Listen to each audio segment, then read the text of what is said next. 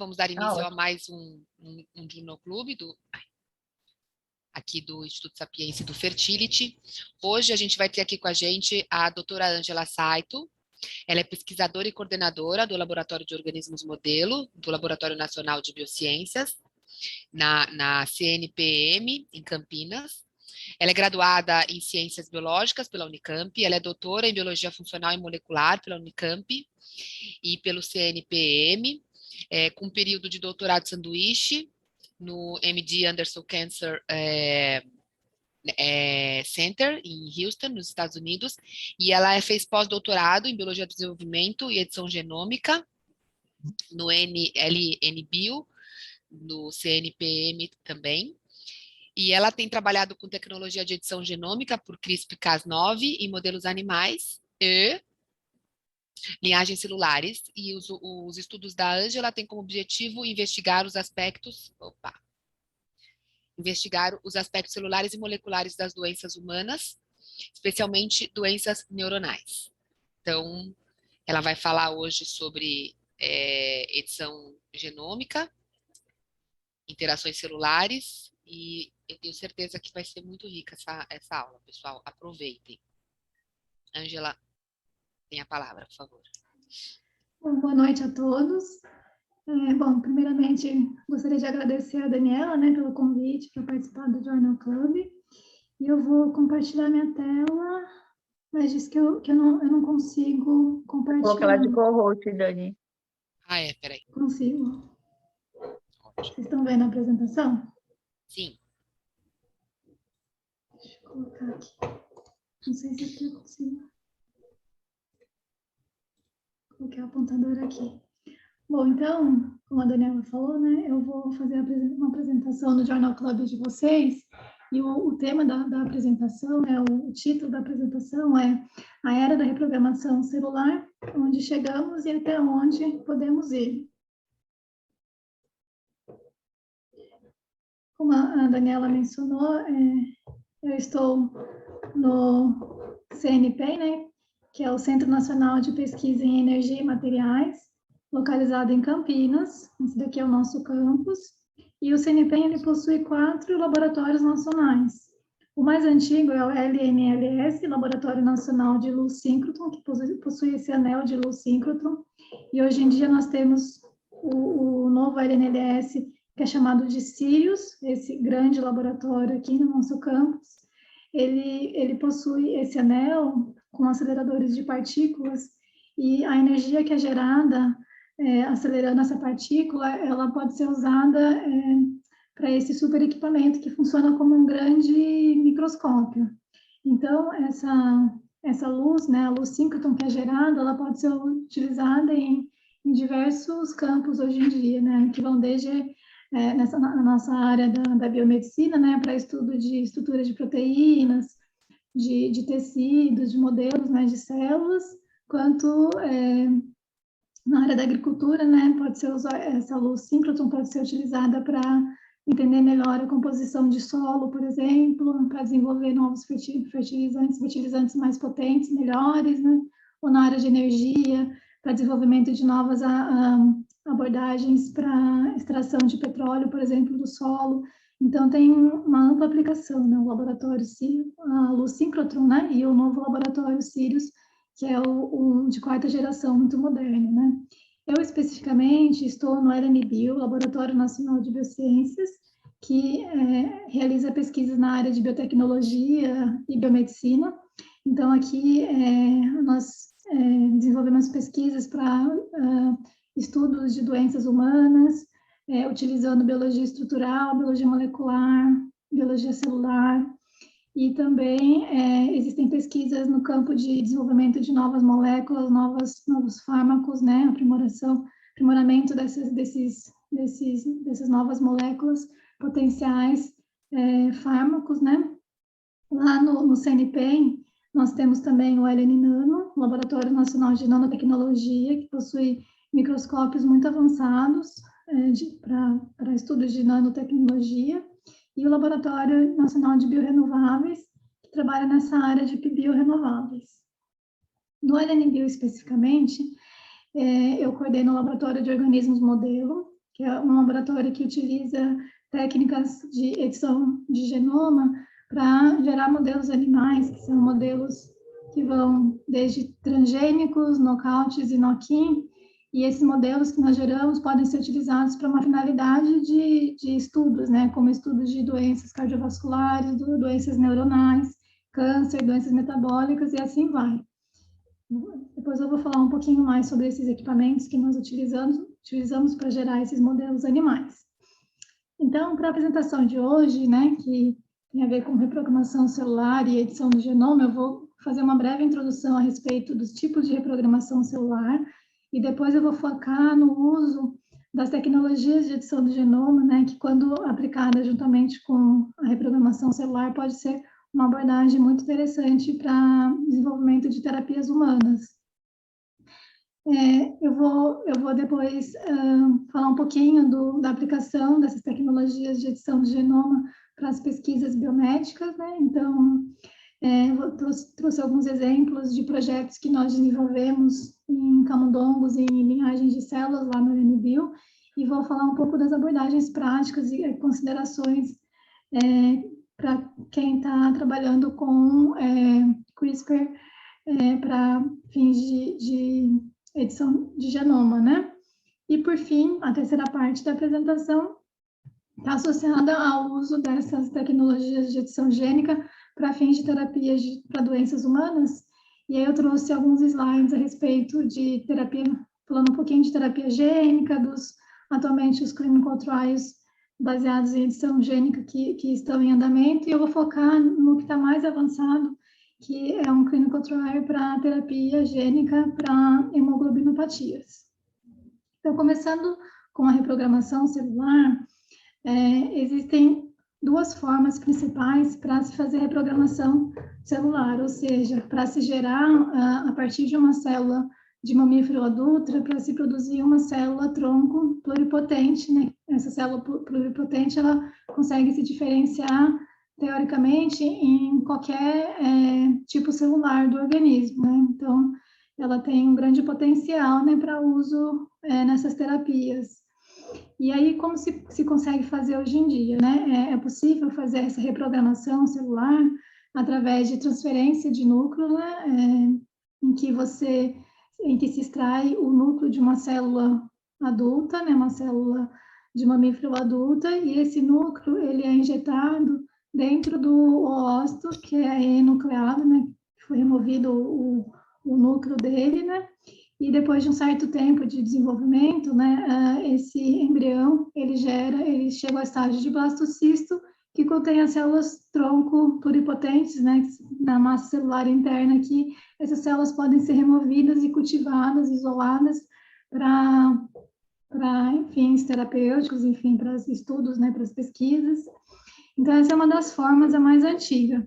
A outra forma, que é de reprogramação celular, que é a mais utilizada hoje em dia, né, mais recente e mais utilizada, é através de indução de pluripotência, colocando dentro da célula, né, fazendo a célula expressar 4 fatores de transcrição, que são chamados de fatores Yamanaka. O pesquisador Yamanaka que descobriu essa técnica, né, de reprogramação celular de uma célula adulta para uma célula pluripotente, utilizando esses 4 fatores de transcrição, que são CEMIC, SOX2, KLF e OCT3 e OCT4. São fatores, somente com esses 4 fatores, a célula de mamífero já diferenciada, ela pode ser diferenciada em uma célula pluripotente, né, que a gente fala que é tronco, célula tronco.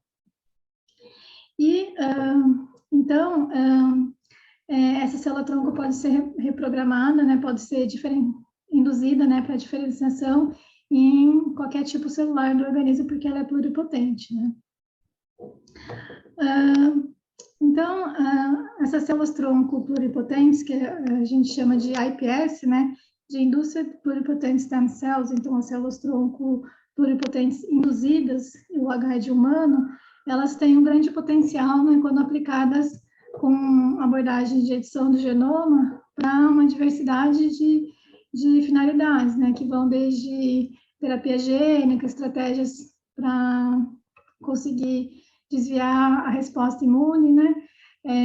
Como drug discovery, né? Descoberta de novas drogas. Então, como que funciona essa combinação de IPS com edição do genoma? Aqui eu tenho um exemplo nessa figura de pacientes, um paciente sadio e um paciente afetado, né, doente. Hoje em dia é possível retirar essas células do paciente, células adultas, que pode ser uma célula da pele, célula da urina, até a própria célula do sangue, né, e reprogramar essas células com aqueles fatores de transcrição para que essas células se tornem iPS, células troco pluripotentes induzidas. E aí você pode ter uma célula iPS de um paciente sadio, normal, e uma célula iPS do seu paciente doente. E aí você pode usar as abordagens de edição gênica para estudar determinadas doenças. Então, vamos imaginar que esse paciente doente tem uma determinada mutação específica no genoma que está associada com a doença dele.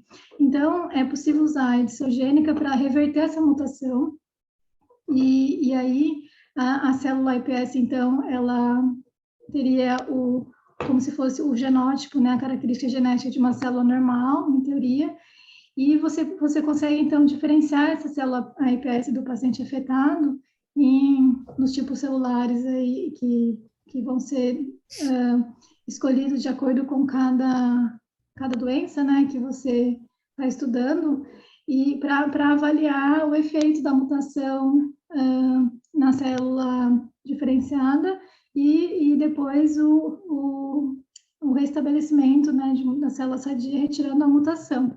E você pode também utilizar, né, é possível utilizar a célula iPS de um paciente sadio e induzir a mesma mutação que foi encontrada naquele paciente doente, colocar essa mutação na célula do paciente sadio, induzir a diferenciação e avaliar se você tem o mesmo perfil, as mesmas características genéticas. Então, dessa forma, é possível estudar mutações que são associadas a uma determinada doença humana, é possível utilizar essas técnicas para se estudar a patofisiologia, né, os mecanismos moleculares de determinada doença, para se desenvolver pesquisas na área de desenvolvimento, no campo de desenvolvimento, né, screening de novas drogas.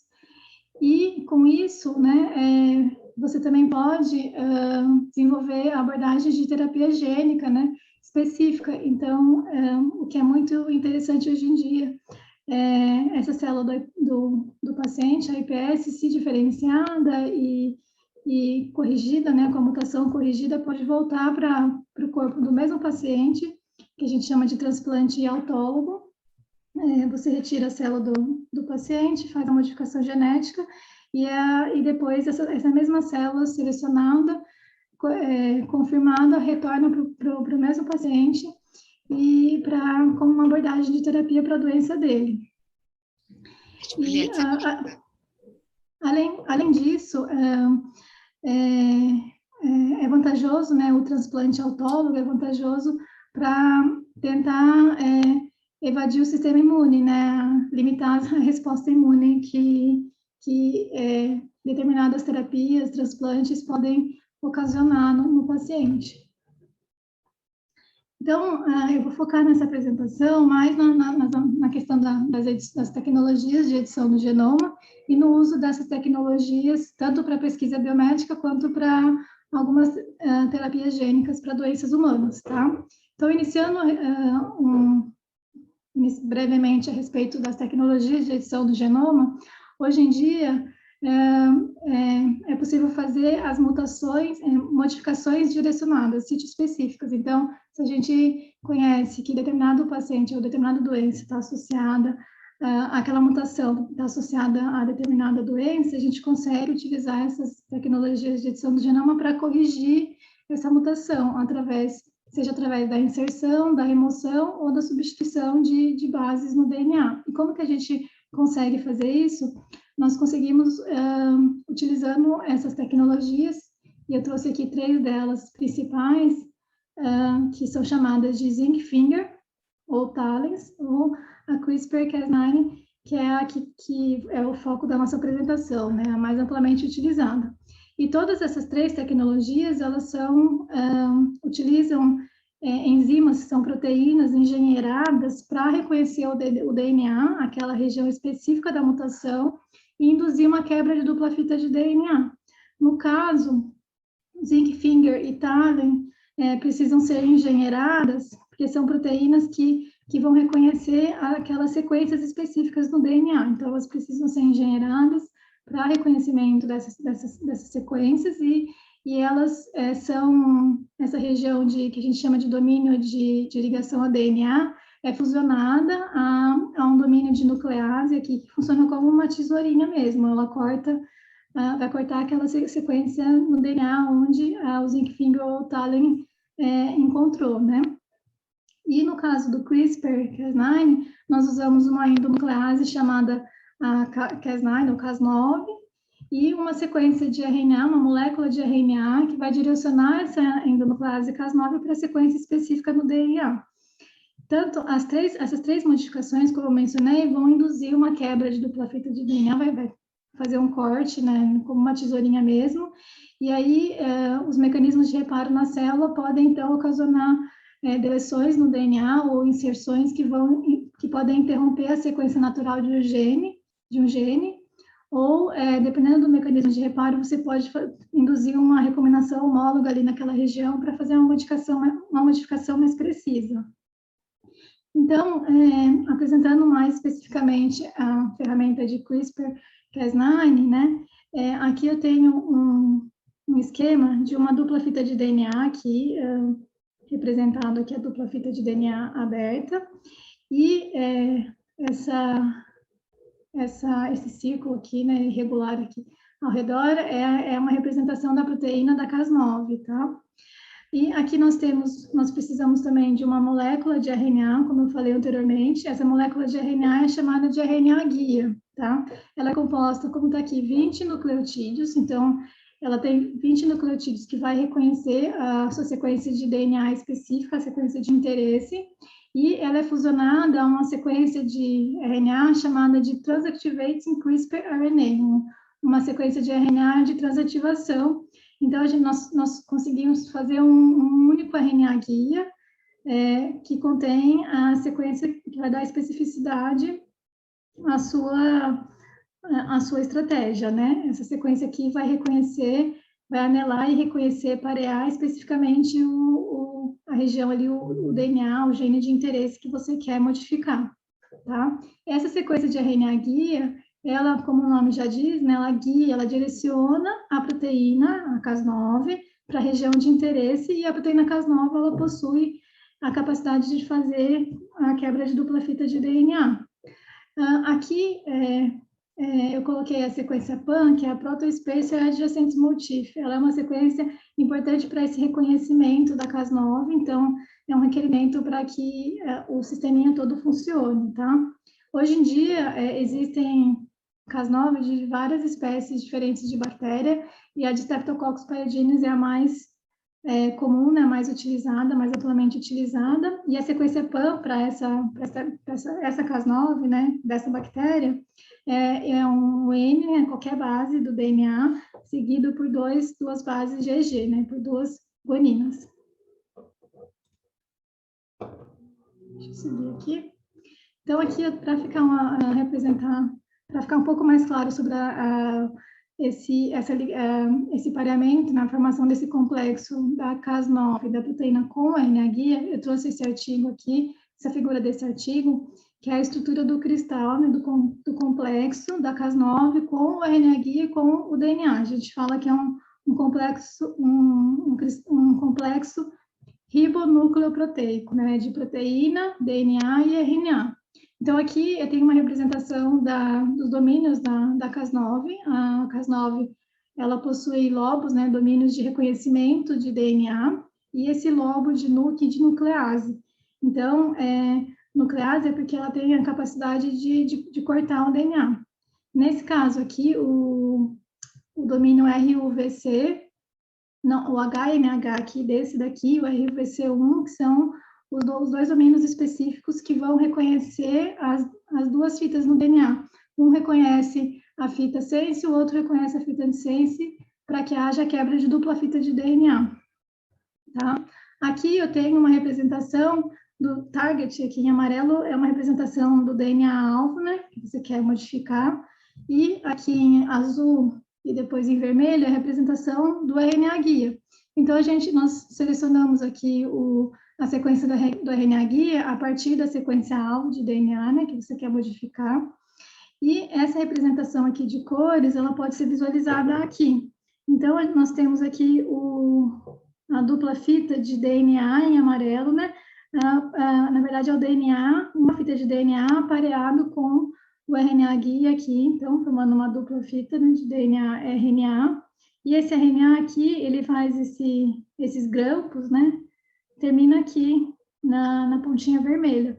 Então, a proteína aqui, ela é representada por essas alfa-hélices aqui e alguns loops aqui. Então, a proteína Cas9, ela abraça a dupla fita de DNA com RNA-guia, e aí os domínios de clivagem, né, que é o HNH e a RUVC, né, que vão realmente atuar como tesourinhas para cortar o DNA, esses domínios de clivagem aqui podem, então, cortar o DNA, né, induzir a quebra de dupla fita de DNA, que a gente fala.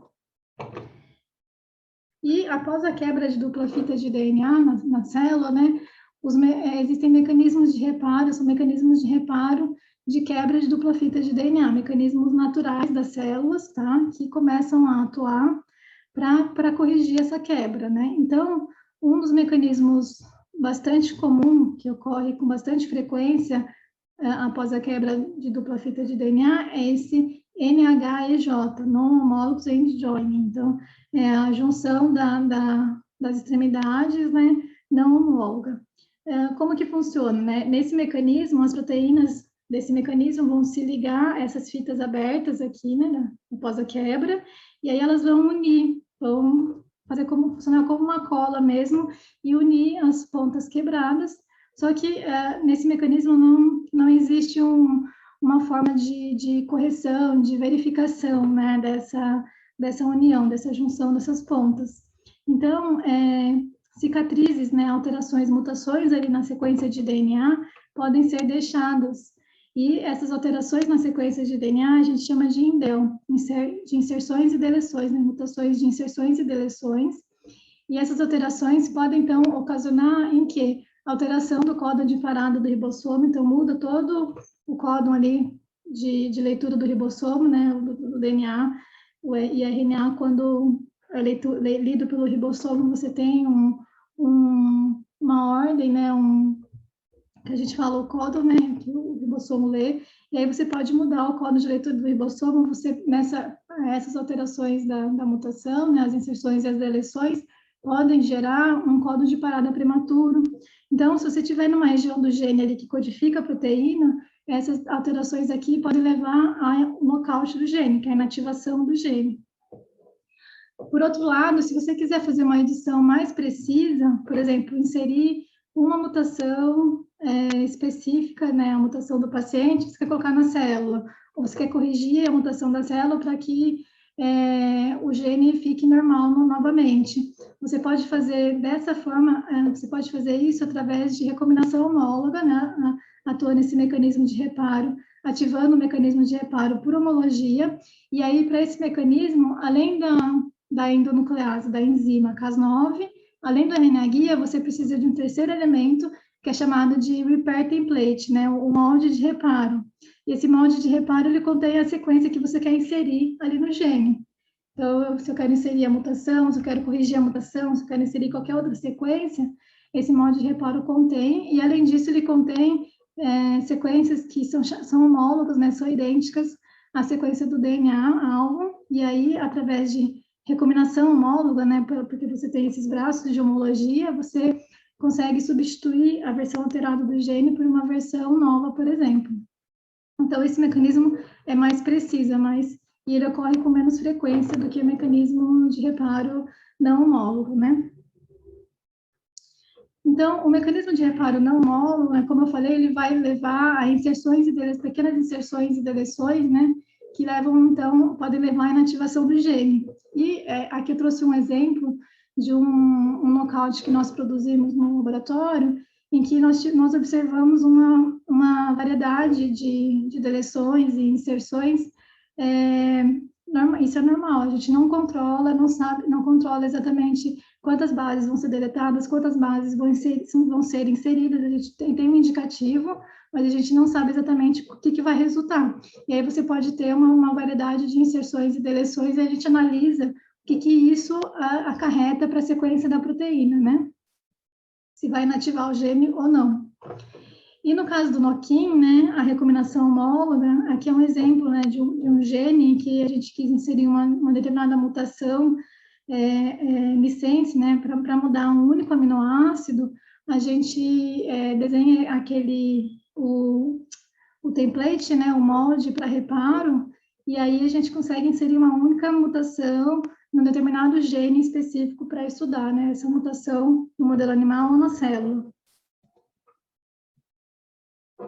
E eu trouxe aqui uma linha do tempo que contém os principais avanços na área de edição do genoma, aqui em laranja, são os principais avanços nessa área, e ela faz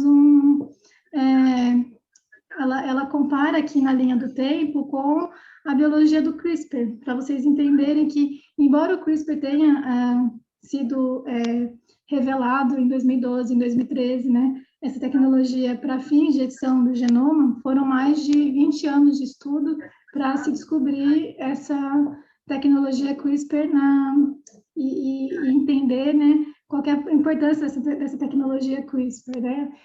E no caso da edição do genoma, nós tivemos os primeiros avanços no final da década de 80, final da década de 70, começo da década de 80, né, em que foram feitos os primeiros estudos de reparo de DNA em levedura, em bactéria.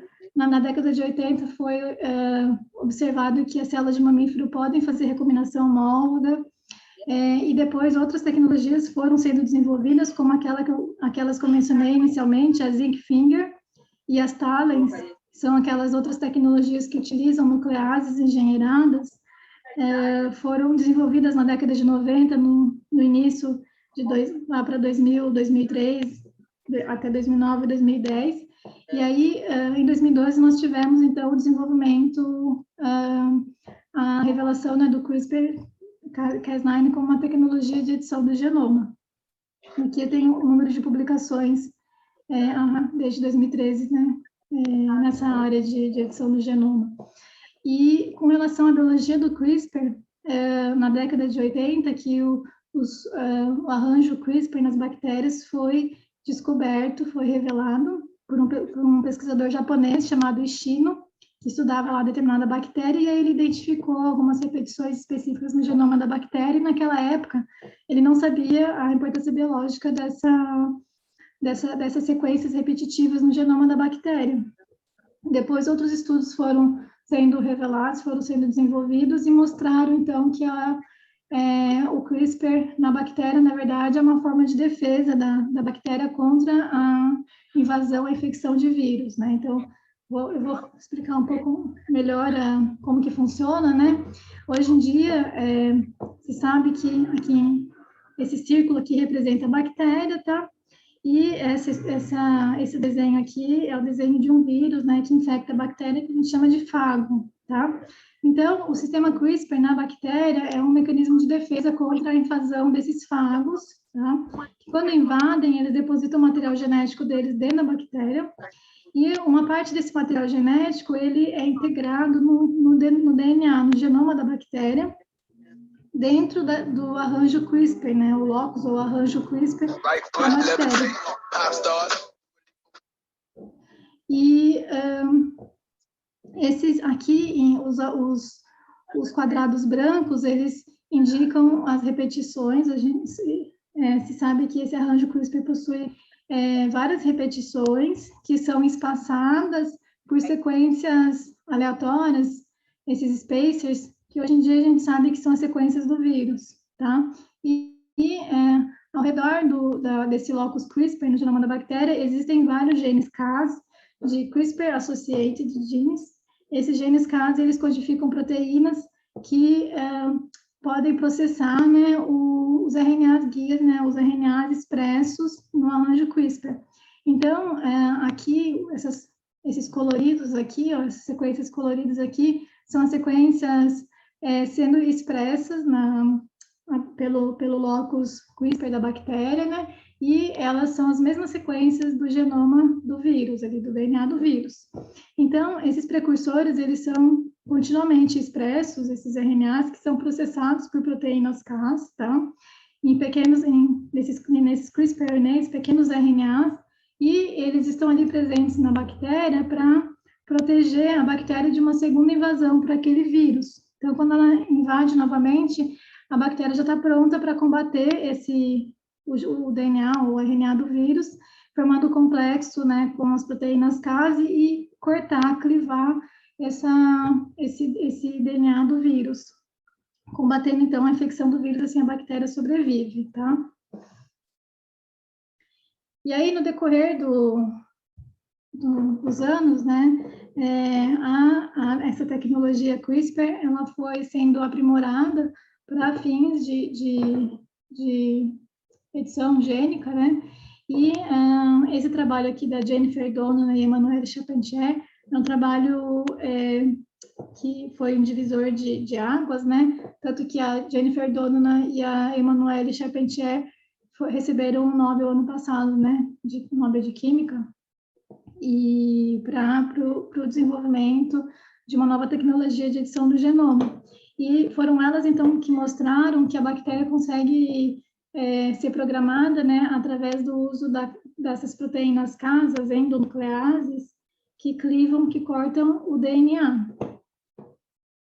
E depois, no decorrer dos anos, né, assim, esse foi publicado em 2012, né, logo em 2013, diversos trabalhos já aprimorando essa ferramenta CRISPR foram sendo publicados, né, e o trabalho do Feng Zheng, um professor do MIT chinês, que desenvolveu vários plasmídeos, aprimorou essa tecnologia para que ela pudesse ser utilizada em células de eucarioto, né, em células de mamífero e outros eucariotos. Então, por exemplo, a Cas9, que é uma proteína de bactéria, ela teve a sequência de DNA dela, né, que a gente fala o códon de leitura de ribossomo, otimizado para que essa sequência de DNA pudesse ser expresso nas células de mamífero. E ele desenvolveu diversos plasmídeos, ferramentas de biologia molecular para uso dessa tecnologia em células e depois em modelos animais, em camundongo, em diversos tipos celulares e modelos animais, vegetais, até. Então, aqui eu trouxe um slide nesse lado aqui, que mostra as vantagens da tecnologia CRISPR comparada às outras tecnologias que eu falei inicialmente, Zinc Finger e Talens, né? Então, em resumo, o CRISPR é muito mais rápido de ser aplicado, né, para edição gênica, o custo é menor também, a eficiência é maior, ele possui também maior versatilidade. Por isso que hoje em dia ele é bem mais amplamente utilizado do que as outras ferramentas. E, bom, então agora, seguindo para...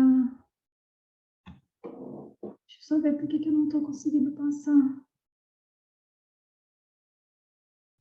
Parece que travou na slide. Ângela, dá uma clicada com o mouse e depois vai com o direcional, que eu acho que vai liberar. Ah, sim, obrigada. Estava travado mesmo. Bom, eu já falei, né, que o prêmio Nobel em Química no ano passado foi dado para as duas pesquisadoras, né, a Emmanuelle Charpentier e a Jennifer Doudna, que desenvolveram esse novo método de edição do genoma. E agora eu vou para a segunda parte da apresentação, a respeito das abordagens de edição do genoma em projetos na área de biomedicina, né? Eu trouxe aqui um exemplo de uso desses animais geneticamente modificados, né? No caso aqui é um transgênico, que não utilizou especificamente o CRISPR para ser produzido, mas é um modelo bastante comum e importante para estudo também de doenças humanas. Então, um trabalho produzido de um animal produzido lá no nosso laboratório, em que a gente produziu um camundongo transgênico para expressar uma variante desse fator de transcrição MEF2C, que está associado com regulação do ciclo celular, tá? E é importante para desenvolvimento de algumas doenças cardíacas, uma cardiomegalia, né? Problemas no coração.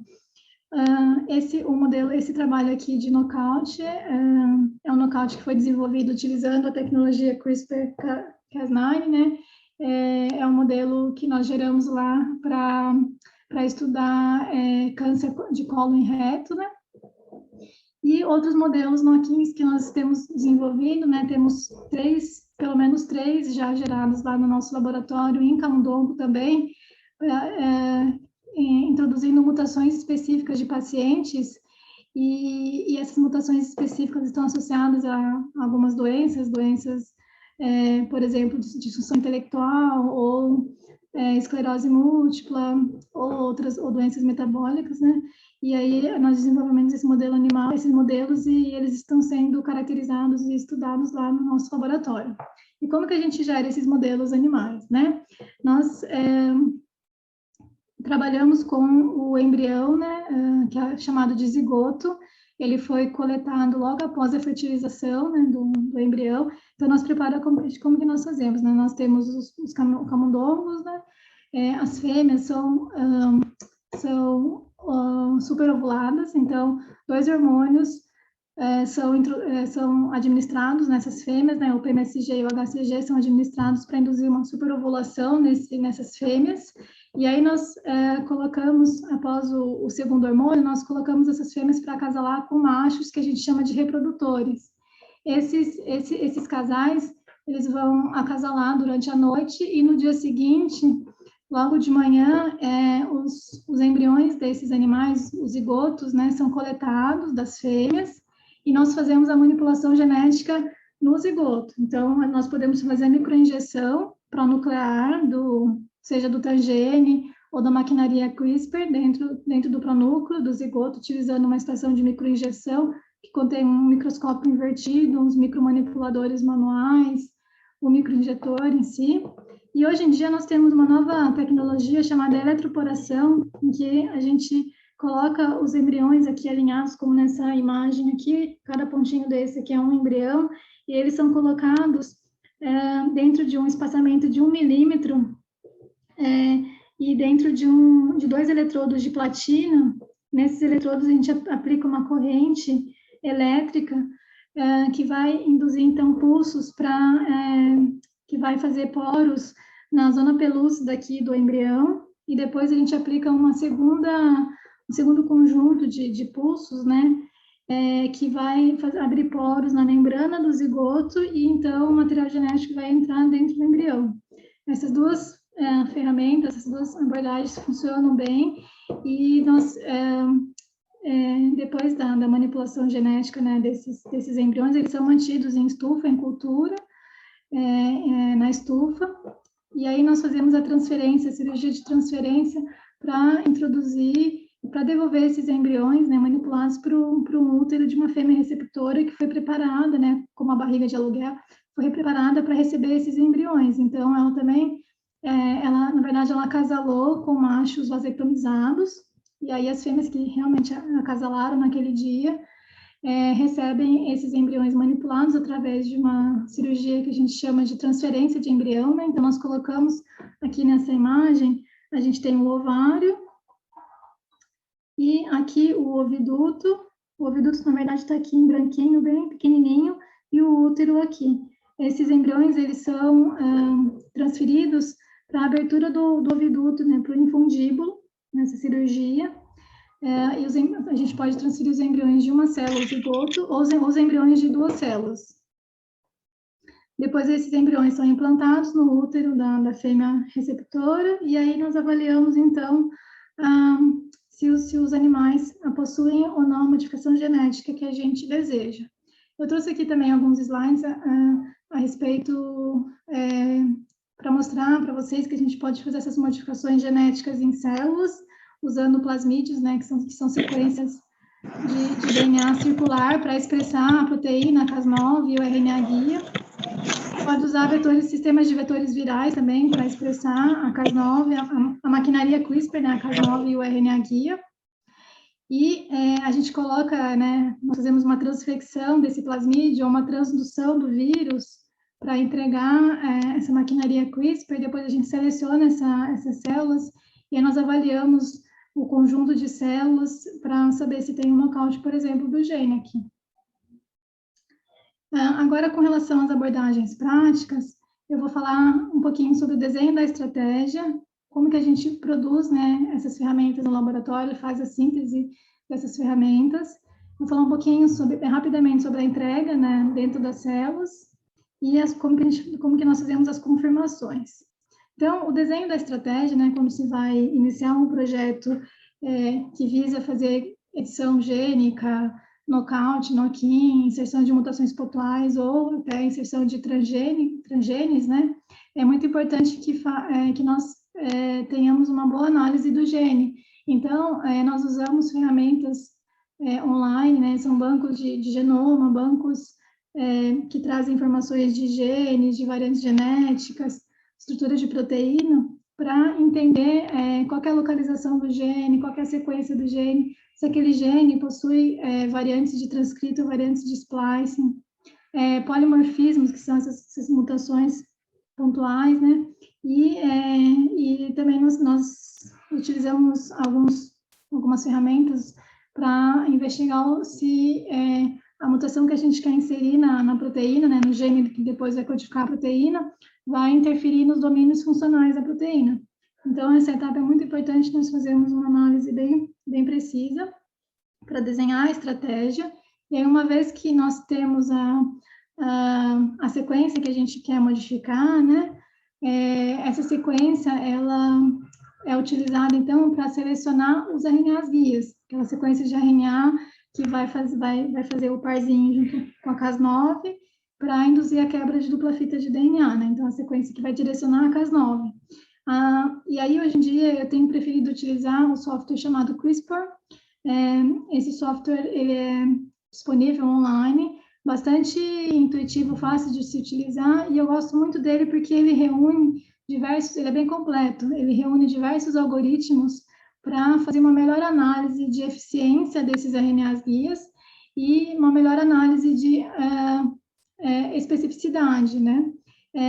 Porque ele utiliza, aqui a gente seleciona o genoma de interesse, então se eu quero fazer modificação em célula humana, em camundongo, ou qualquer outro, aqui a gente tem diversos genomas disponíveis, né? E então ele analisa, ele te dá uma lista aqui de RNAs guias, né? Com os scores de especificidade, eficiência, e o mesmo os off-targets. Os off-targets são as sequências em que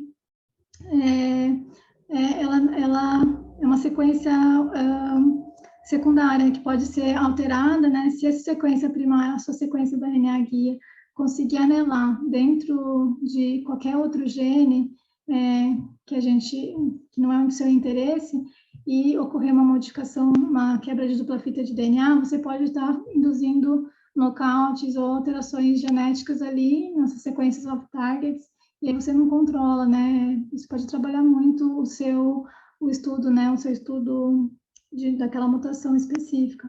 Então, é muito importante a gente fazer uma análise bem precisa e desenhar escolher os RNAs guias, os melhores RNAs guias para fazer a modificação genética.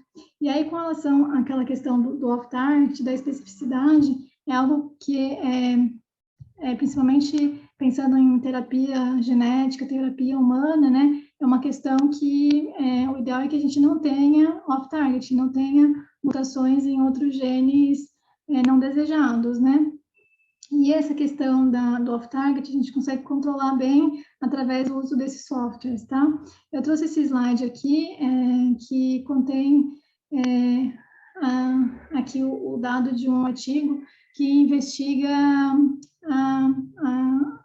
a especificidade de um determinado RNA guia. Então, nesse modelo aqui, eles os pesquisadores desenharam uma RNA guia para o gene EMX1 aqui, humano, e aí eles fizeram mutações alterações de base aqui, né, essas mutações ao longo de diversas posições aqui do RNA guia, né, e eles também fizeram RNAs guias com 2 mutações, com 3, que a gente chama de mismatches, né, são as bases que não vão parear com o seu RNA guia de fato, né, com 2 bases, 3 bases, ou mutações mais espaçadas.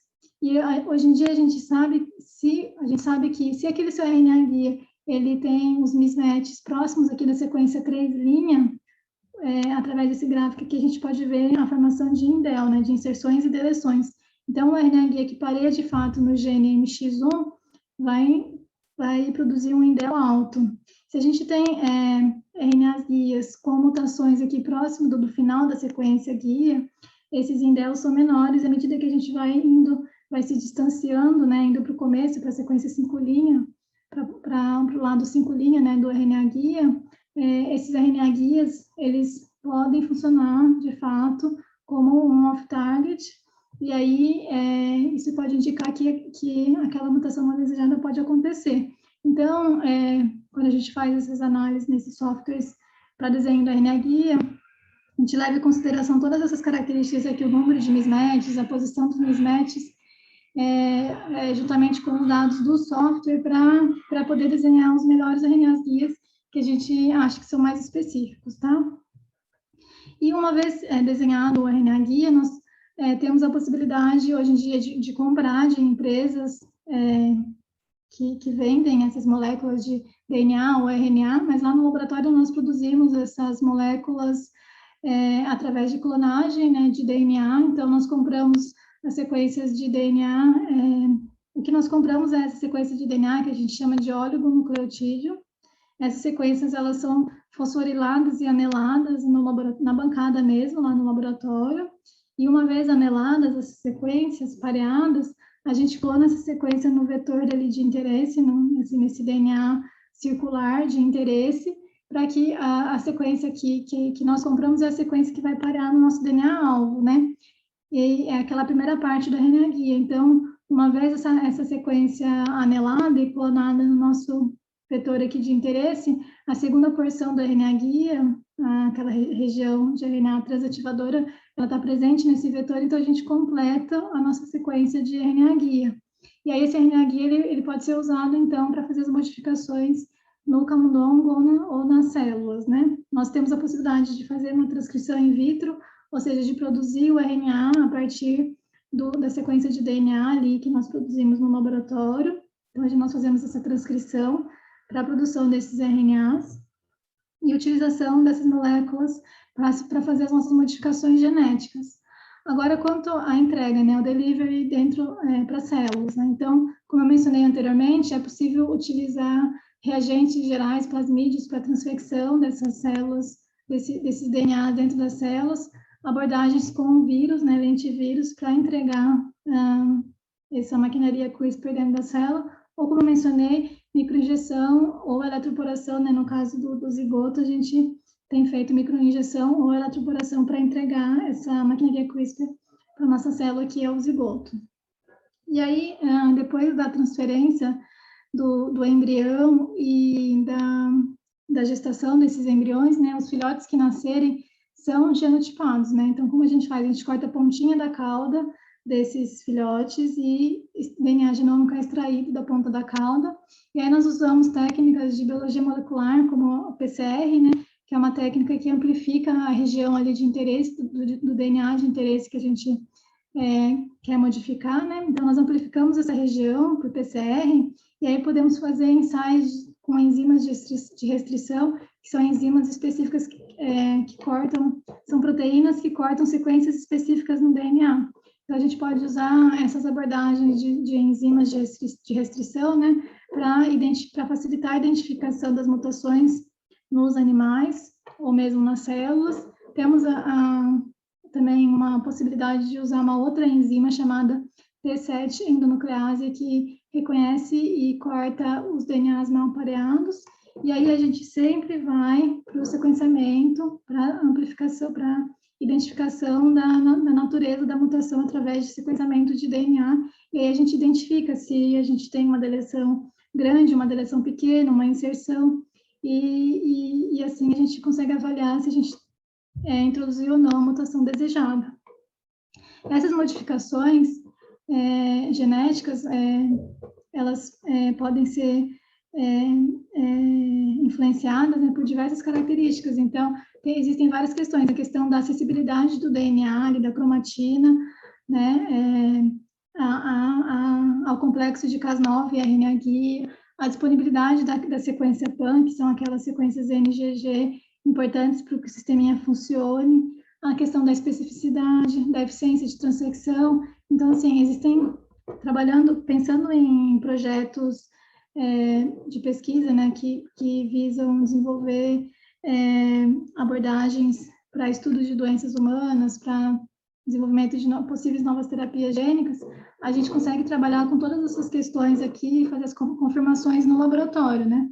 Isso é muito importante para otimizar o sisteminha e depois, futuramente, ir para utilizar esse sistema que foi otimizado para potencial, né, terapia de doenças humanas. Então, agora eu vou para a terceira parte da apresentação, a respeito das terapias gênicas, né?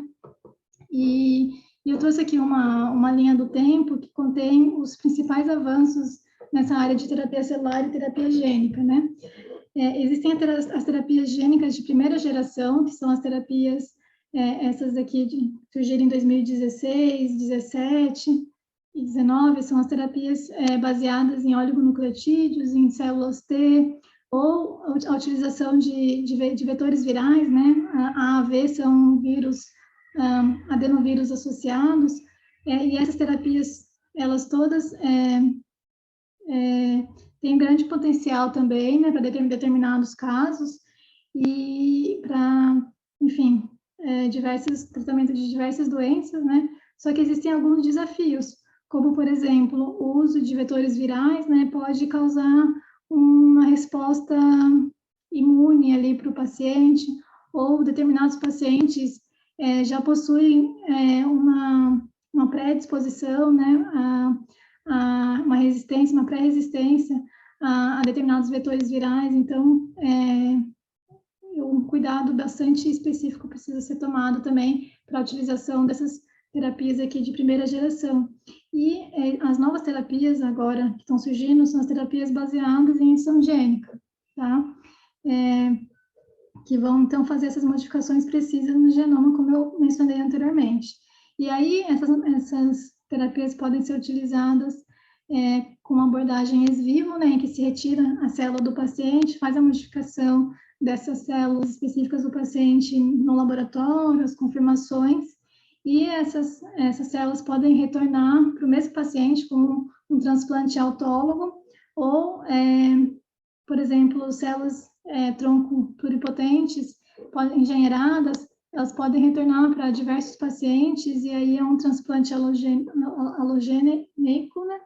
Então, também aqui a reprogramação celular, juntamente com as abordagens de edição do genoma, né, com potencial para tratamento de doenças humanas. E existem também diversas abordagens hoje em dia para o uso de edição gênica em vivo, né, e um grande desafio é como entregar, né, a maquinaria CRISPR ou aquele DNA para determinadas células, né. Quando se fala de células do sangue, de células que estão em tecidos periféricos, ok, agora pensando em órgãos, estruturas mais internas, esse é um grande desafio também. Então, as tecnologias estão ainda sendo otimizadas, aprimoradas, né, para que possam ser aplicadas para outras doenças, né. E aí, com relação às terapias que estão sendo já testadas, né, na fase de testes clínicos, e são baseadas em edição do genoma, eu trouxe aqui essa linha do tempo, que demonstra aqui na parte superior, são as terapias na fase de testes clínicos, baseadas em CRISPR-Cas, e nessa parte aqui inferior, são os outros editores, como os Zinc Fingers e Talents. Então, a primeira terapia que começou a ser utilizada era baseada em Zinc Finger, essa daqui, para aumentar a expressão de VEGF-A e assim aumentar a angiogênese, aumentar a produção de vasos, né? Mas é uma terapia que foi descontinuada, não deu certo. Depois, outras foram surgindo, como um exemplo aqui, essa que utiliza também Zinc Finger para inativar o gene CCR5, que é um receptor para o vírus da AIDS, para o vírus HIV. Então, a inativação, e esse receptor é uma das portas de entrada do vírus dentro da célula. Então, uma terapia utilizando o Zinc Finger para inativação desse gene, mas hoje em dia, o que tem mostrado realmente eficácia, efeito, é essa terapia que a que está mais adiantada, né? São as terapias, essa terapia aqui baseada no uso de CRISPR para hemoglobinopatias, então anemia falciforme e beta-talassemia. Outras estão aqui em fase de testes clínicos, né? Na doenças dessa área de imuno-oncologia, doenças da vista ou até infecções crônicas, como essa da beta-talassemia e da anemia falciforme. Essa terapia está mais avançada, então eu trouxe alguns avanços, né, os principais acontecimentos, em que etapa que nós estamos, para mostrar para vocês. Bom, isso eu já falei anteriormente, né, a respeito dessas terapias que podem ser baseadas em edição ex vivo ou in vivo, né? E aí, na ex vivo, se retira a célula do paciente, faz as correções no laboratório e depois transplanta para aquele mesmo paciente.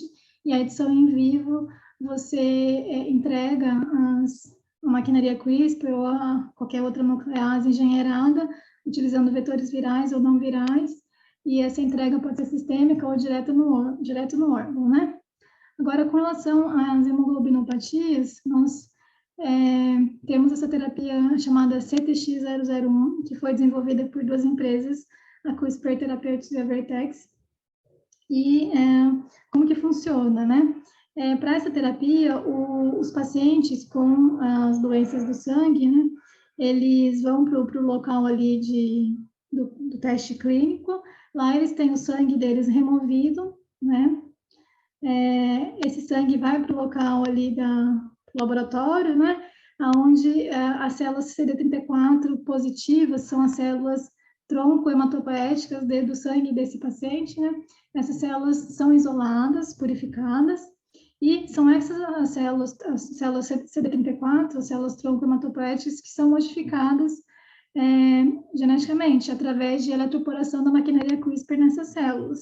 Depois, essas células são confirmadas através de genotipagem, como eu mostrei anteriormente, né, para verificação se a mutação ocorreu no local certo, se não teve off-target, se não teve mutações inespecíficas, né? E essa célula, então, isolada e confirmada, ela é criopreservada e ela volta, então, para o local ali do teste clínico, né? E aquele paciente vai receber, então, a transfusão dessa célula modificada, a própria célula enfim, dele, né? E então, esses pacientes estão em acompanhamento no momento. Existem dados, né, na literatura já, que foram liberados esse ano e recentemente, mostrando que essa abordagem, ela parece ser bastante promissora, tá? Existem pacientes que estão há mais de um ano sem a necessidade de transfusão sanguínea, sem casos de crises de vasoclusão, né, que é muito comum para anemia falciforme. Então, os primeiros resultados estão bastante promissores para essa terapia. E como que funciona essa terapia? É uma terapia em que a estratégia é restabelecer a expressão da hemoglobina fetal no adulto, na célula adulta. E porque a hemoglobina fetal aqui, representado por esse gama aqui, né, a gama-globina, ela é expressa principalmente durante a gestação, né, o feto, e logo após os primeiros meses do nascimento, a expressão dessa hemoglobina, ela diminui e passa a ser expresso a hemoglobina beta, que é a hemoglobina adulta. Os pacientes que possuem mutações na hemoglobina beta, outras alterações que levam à disfunção dessa hemoglobina, né?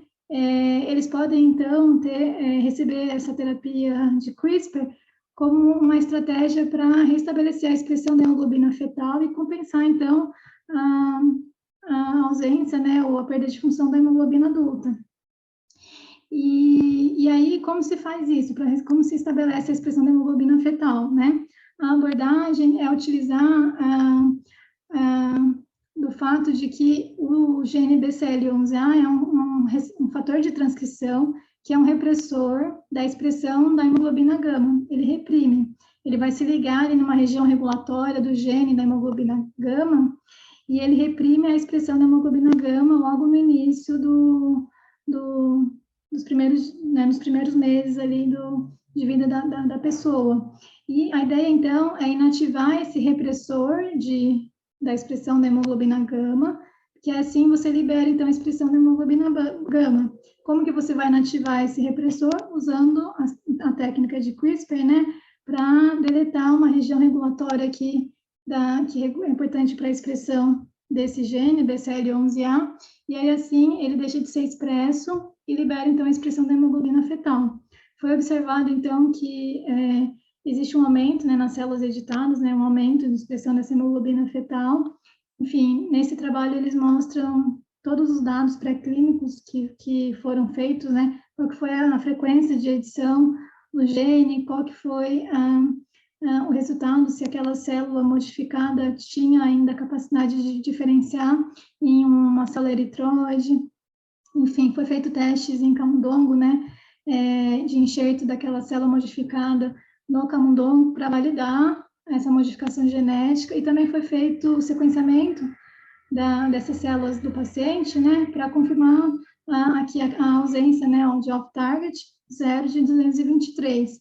Então, uma vez feito todas as validações pré-clínicas nessa célula do paciente, no laboratório, né, e a confirmação da ausência de off-target, essas células, então, retornaram para o paciente, e hoje em dia estão já, algumas há mais de um ano, com resultados bastante promissores.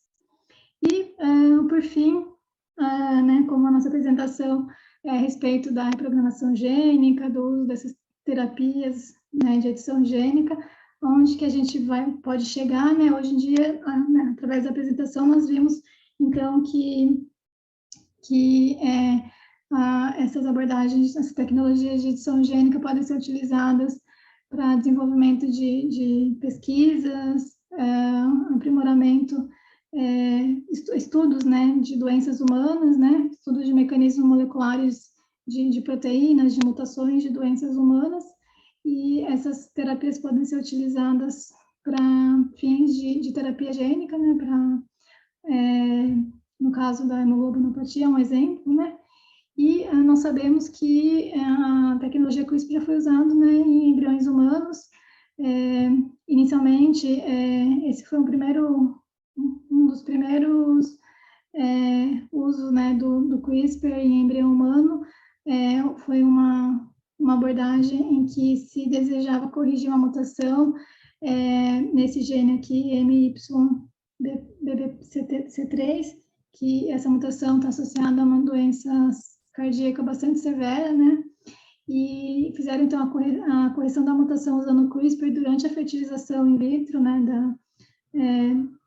do paciente mutado, né, do paciente, e aí observaram, então, que o CRISPR foi eficaz, mas esses embriões não foram implantados no útero das mães, né, foi só uma validação mesmo da técnica em embriões de clínicas de fertilização, mas eles não foram implantados, que não é legalizado, né, lá nos Estados Unidos, que foi feito nos Estados Unidos. E aí, bom, nós tivemos depois, em 2018, o caso do chinês, o Ri Jiankui, que anunciou que havia feito modificações genéticas em embriões, em 2 embriões, né, humanos, e implantou esses embriões no útero de uma mãe, as meninas nasceram. Então, isso gerou várias questões éticas, levantou várias questões éticas do uso, né, dessas tecnologias de edição gênica em para fins terapêuticos e para fins de outras questões, né, mais delicadas, né, que, enfim, são bastante discutíveis. E aí, concluindo, então, essas terapias, essas abordagens, o uso de tecnologias de gestão gênica, são tecnologias bastante atrativas e desafiadoras, né? Ainda nós precisamos ainda estão sendo aprimoradas e, embora bastante promissoras, né? Ainda a gente está em estágios iniciais para o uso dessas terapias, dessa técnica para fins de terapias humanas, de doenças humanas. E novas pesquisas estão sendo desenvolvidas para ter uma melhor especificidade, eficiência e aplicabilidade dessas tecnologias para diferentes doenças, né, humanas. Então, é isso. Espero que vocês tenham gostado, né, da apresentação. Não sei se eu passei um pouco do tempo. E eu fico Ótimo, não, disponível. não passou do tempo nada. Passou um pouquinho, mas foi ótimo. Nossa, muito conhecimento. Angela, eu realmente não tinha. Muito obrigada pela apresentação, mas realmente eu não tinha a noção, a ideia de que a pesquisa tinha avançado tanto. Obviamente que todo mundo ficou sabendo, né, do caso do chinês, das meninas sem o receptor do HIV, não é isso? Isso, exatamente. E todo mundo ficou sabendo. Eu lembro que na época eu me assustei, mas depois que você falou de terapias para disfunções cardíacas, disfunções Outras doenças, oftálmicas, né? realmente eu não tinha ideia que havia avançado tanto essa área. Pessoal, alguém tem alguma dúvida? Se alguém quiser falar, deixa eu dar uma olhada aqui no chat. Eu tinha algumas coisinhas para comentar e perguntar. Ué, que alguém perguntou se tem algum motivo, a Jéssica perguntou se tem algum motivo de se cortar a cauda do animal, o pelo ou saliva não atenderia. Tá. Bom, então, Jéssica, na verdade, nós cortamos a pontinha da cauda do animal, ele ainda, é, ele foi logo após o desmame dele, então é um filhotinho ainda com poucos dias de vida, e ele praticamente não sofre, sai bem pouco sangue, né? E qual que é o motivo de se cortar a cauda desse animal? Para extração de DNA genômico. Nós precisamos de um material, um tecido que vá que vai produzir um rendimento razoável para que a gente possa extrair o DNA genômico dessas células, né?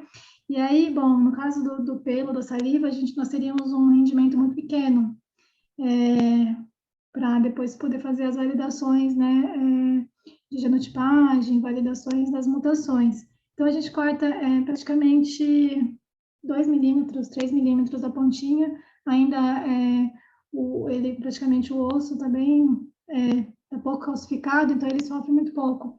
E depois do corte, nós colocamos um gelzinho de lidocaína, um anestésico, para diminuir o máximo a dor, a possível dor que ele possa sentir, né?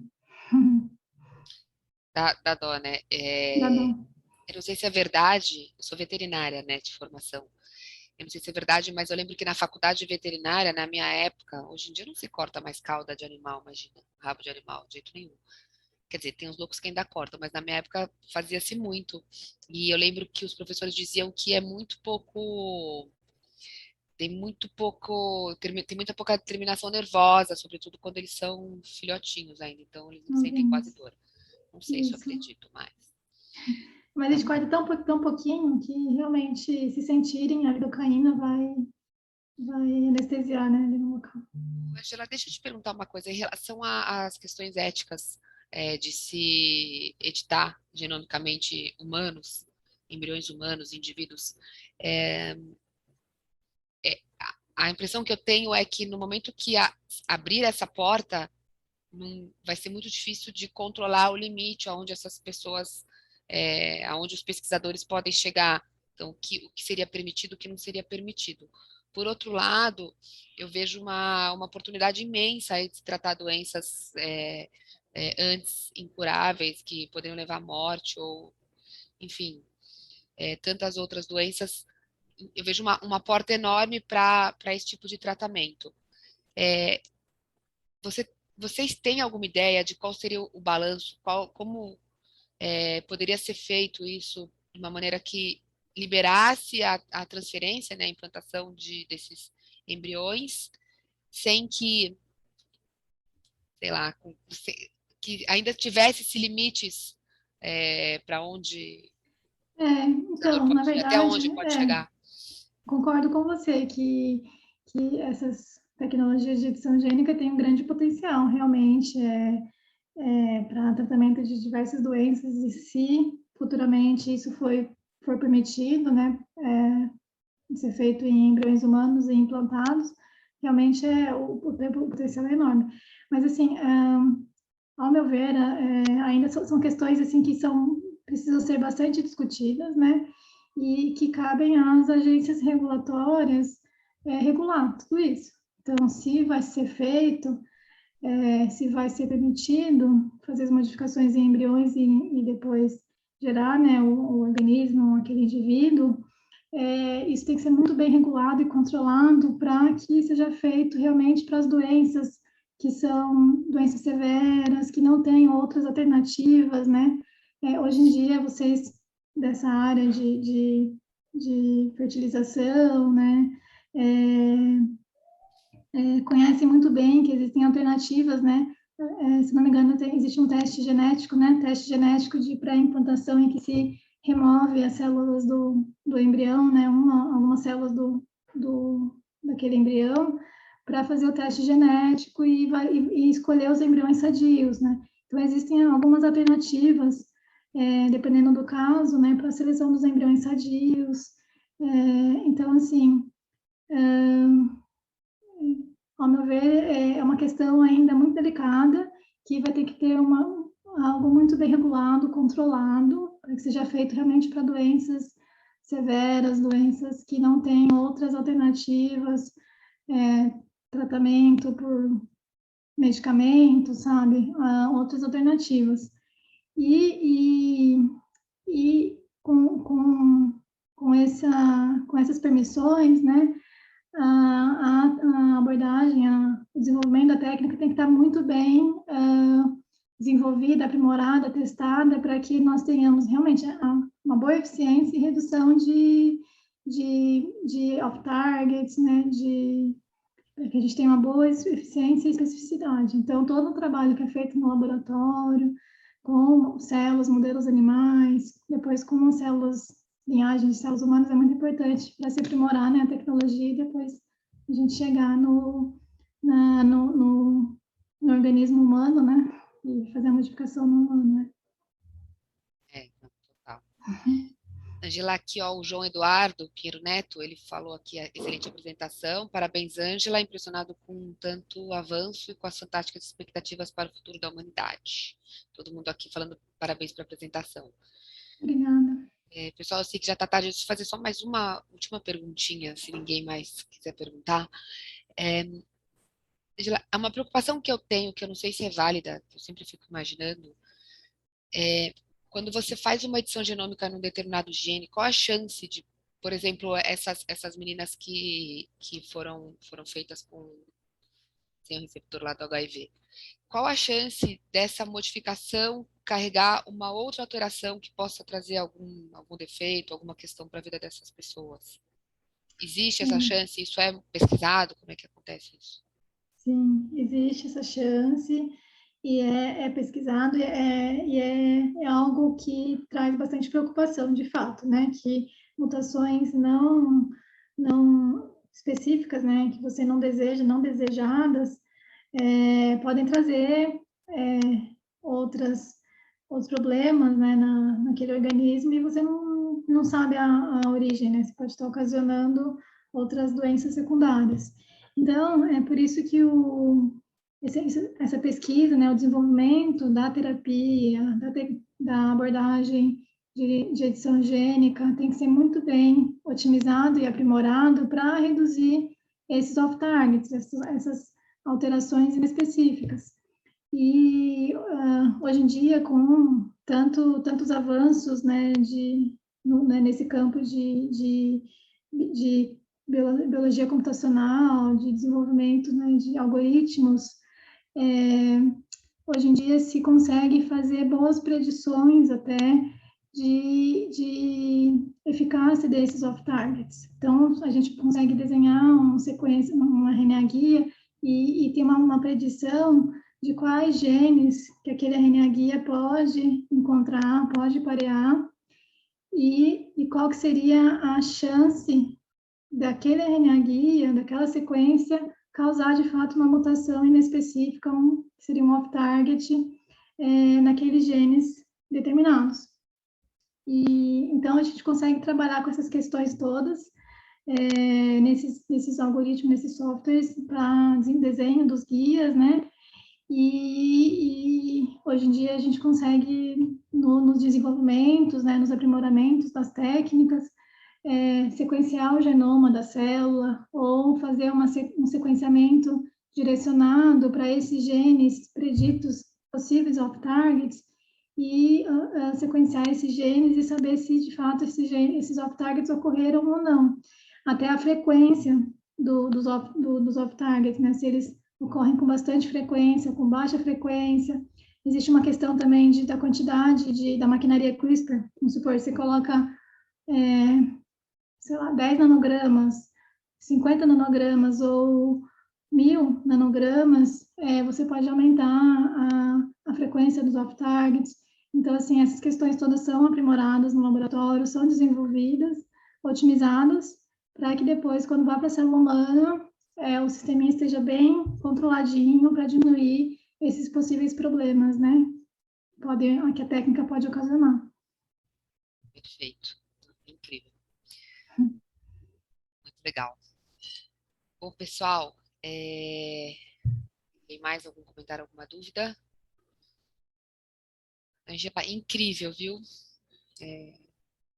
Estava aqui comentando no grupo aqui com as meninas, a gente achou você bem cabeção. Mas muito legal, parabéns pela sua pesquisa, pela sua linha de pesquisa. Mais uma vez, muito obrigada pela aula. Espero poder sempre contar com você aqui para o nosso curso e aqui para as nossas reuniões científicas, para o Journal Club. Cris, a Cris está dirigindo. Eu queria perguntar uma coisa. Eita, Eu posso visitar aquela máquina lá? Eu sempre tive muita curiosidade. É aberta para visita? Que máquina, menina? O Sirius, né? Então, o Sirius, ele existe uma época do ano em que todo o CNPq ele é aberto, chama de como que é o nome? Ciência aberta, né? Então, no final de semana, o CNPq abre para visita externa de curiosos, de pesquisadores, de gente da área, professores, estudantes, crianças, e nós preparamos todo o campus para apresentar o que a gente tem lá para vocês. E o Sirius é um dos atrativos bastante procurados, acho que é o mais procurado, na verdade, e é aberto para visitação. Infelizmente, por conta da pandemia, nós não tivemos a ciência aberta no ano passado, em 2020, nem nesse ano. Espero que no ano que vem nós tenhamos, né, esse evento, e se vocês quiserem, quando tiver datas, previsões, eu aviso vocês por e-mail, para que vocês possam visitar. Será um prazer recebê-los todos lá, né, no CNPq, para que vocês conheçam um pouquinho mais o que a gente faz lá, né, as instalações. Legal. Vamos lá, Cris, vamos montar uma caravana e vamos lá. Sim. Eu vou, hein? Eu quero. Legal. Bom, então, mais uma vez, muito obrigada, Ângela. Pessoal, obrigada pela presença aí de todos vocês. A gente se vê daqui a 15 dias no nosso próximo fórum. Cris, lembra qual o assunto, não? Nosso próximo fórum vai ser de Andro, né? Vai ser birrefringência microfluídica. Isso daí. Isso, Cris. Espermatozoide, microfluídica, em 15 dias, nesse mesmo bate-local. Obrigada a todos. Ângela, muito obrigada. Fique com Deus. Boa noite, beijo grande para vocês. Vou fechar aqui, tá? Tá bom, boa noite. Tchau, tchau. Boa noite, obrigada, beijo.